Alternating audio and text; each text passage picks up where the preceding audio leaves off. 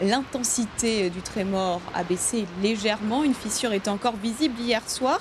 Et pour avoir le meilleur point de vue pour observer les coulées, les fontaines de lave, il fallait se rendre sur la route des laves. Henri-Claude Elma et Laurent Figon y étaient.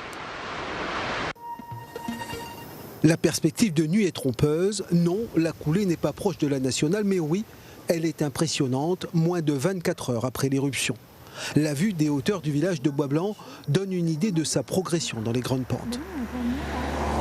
C'est super beau. Là, on est bien installé, du coup, franchement, c'est super beau. Dans le Grand Brûlé, côté Sainte-Rose, la vue de face, sans poteau, a aussi de quoi ravir. C'est impressionnant.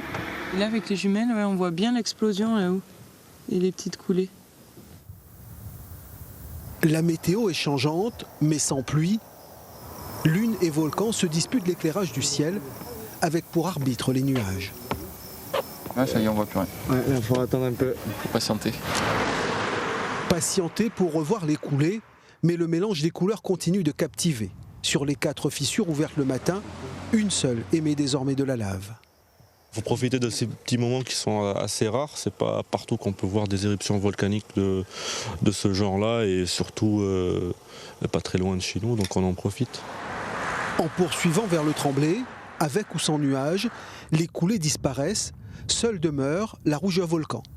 Le bruit surtout, là ce qui manque un peu c'est le bruit. Le bruit sourd du volcan, là c'est impressionnant.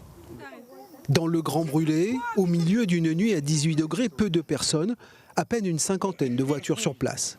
Si l'éruption se poursuivait, toujours belle, le flot de voitures pourrait bien voir déferler les voitures et les visiteurs.